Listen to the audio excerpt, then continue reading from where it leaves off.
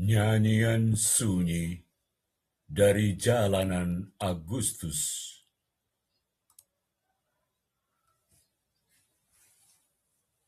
Agustus datang dengan langit yang dipenuhi asap dan teriakan.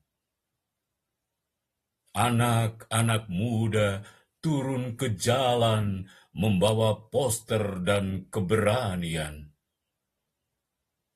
Mereka percaya suara masih bisa mengubah arah negeri.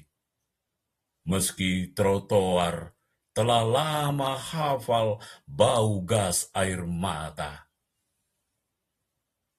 Di antara spanduk yang basah oleh hujan malam, demokrasi berdiri gemetar seperti lilin diterpa badai.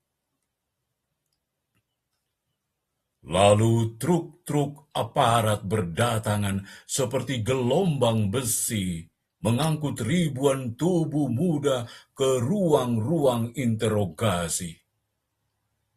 Nama-nama dicatat seperti angka statistik tanpa wajah. Padahal masing-masing punya ibu yang menunggu di rumah.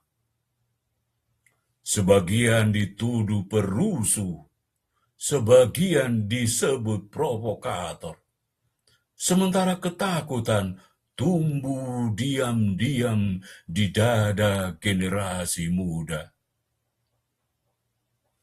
Ada mahasiswa yang ditangkap hanya karena berseru lantang. Ada buruh yang diborgol karena mengangkat karton tuntutan. Malam itu, hukum berubah seperti jaring pukat harimau. Menyapu siapa saja yang kebetulan berada di jalan. Banyak yang dilepas tanpa penjelasan, tapi trauma tetap tinggal seperti paku di ingatan. Di ruang digital, fitnah berterbangan lebih cepat dari peluru. Akun-akun anonim memburu wajah-wajah muda dengan kebencian. Mereka yang membagikan poster aksi disebut dalang kerusuhan. Mereka yang menulis kritik dianggap ancaman investasi. Negeri ini perlahan belajar mencurigai suara sendiri, seolah pertanyaan lebih berbahaya daripada kejahatan. Konon, ada sosok-sosok asing menyusup di tengah demonstrasi, mengomando massa agar amarah berubah jadi api. Kaca-kaca pecah, toko-toko dijarah, kota menjadi gaduh, dan televisi segera menemukan kambing hitamnya. Padahal banyak tangan yang bermain di balik kekacauan, tetapi hanya aktivis muda yang diseret ke meja hukum.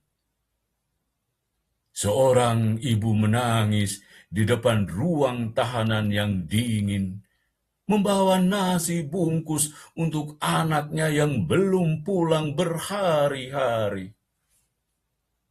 Ia tak mengerti pasal-pasal yang dituduhkan negara. Ia hanya tahu anaknya dulu rajin mengaji dan membantu tetangga. Kini wajah anak itu muncul di berita sebagai ancaman ketertiban. Sementara para pemilik kuasa tidur nyenyak di rumah megah mereka.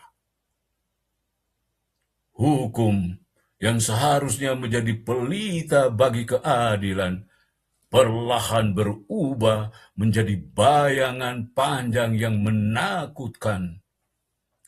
banyak anak muda memilih diam dan menunduk, karena suara bisa berakhir di ruang pemeriksaan yang pengap. Demokrasi tak selalu mati dengan dentuman senjata.